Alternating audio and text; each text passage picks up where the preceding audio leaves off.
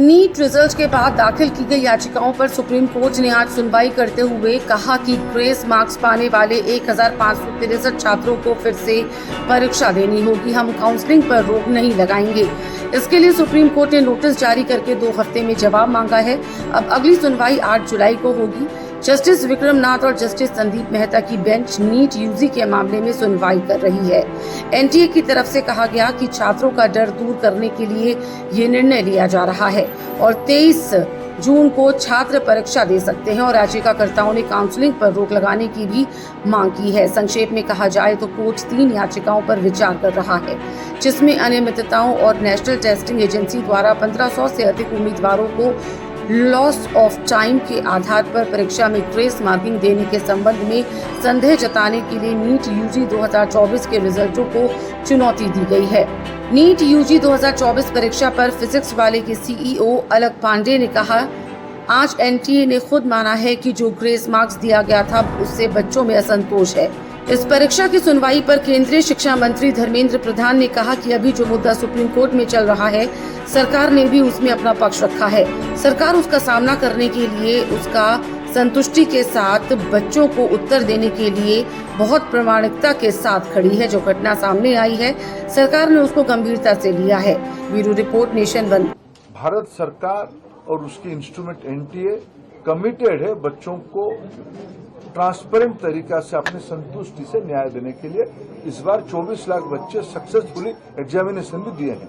Paper leak का मामला आया है सर। कोई पेपर लीक नहीं। बिहार में अरेस्ट हुआ है, दिल्ली में भी अरेस्ट हुआ है। पेपर लीक दिल्ली में भी अरेस्ट हुआ है। मैं आपको विनम्रता से कहूं, पेपर लीक की कोई घटना की कोई पुख्ता प्रमाण नहीं है। ऐसा कुछ कोर्ट के सामने आएगा निश्चित। कोर्ट में हुआ है, अर्जी डाली गई है। अर्जी अगर किसी ने अर्जी डाला है तो प्रमाण है क्या? देखो सवाल आ रहे हैं एक तो एनटीए का उत्तर दे रहा कोई क्वेश्चन लीक की कोई भी प्रमाण नहीं है।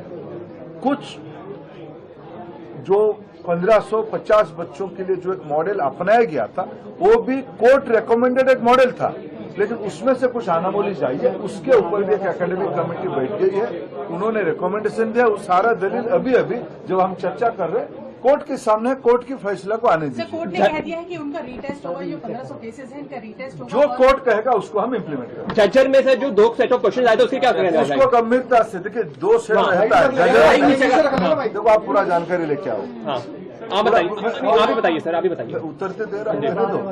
2 set question 2 set question 4000 centre में रहते हैं, जजर में नहीं।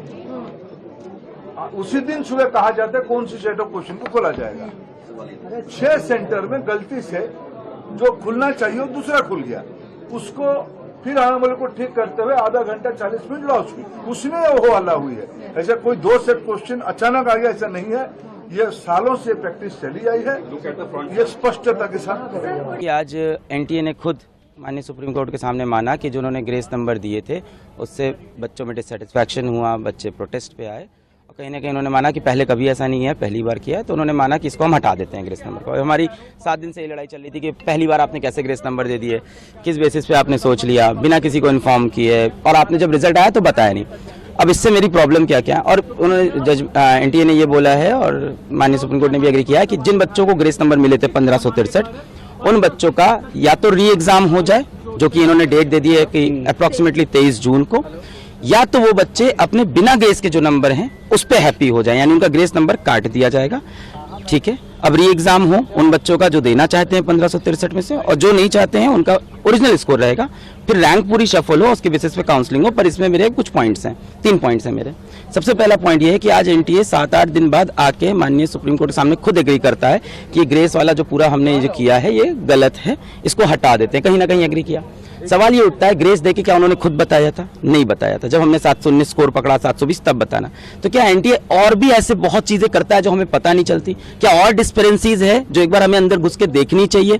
ये तो पकड़ा गया 719 720 से, क्या ऐसे और भी मामले हो सकते हैं? तो कहीं ना कहीं ट्रस्ट का इश्यू है। दूसरा बात, उन्हीं बच्चों को ग्रेस मिला था और उन्हीं को री एग्जाम की अपॉर्चुनिटी मिल रही है जो माननीय हाईकोर्ट पहुंचे थे एग्जाम के बाद कि उनका समय का नुकसान हुआ है। बहुत सारा बच्चा माननीय हाईकोर्ट नहीं गया क्योंकि किसी को नहीं पता कि बाद में ग्रेस नंबर मिलते हैं, पहले कभी नहीं हुआ। और 18 साल के बच्चे को नहीं पता है कि मुझे पेपर लिखने के बाद अब हाईकोर्ट जाना होता है।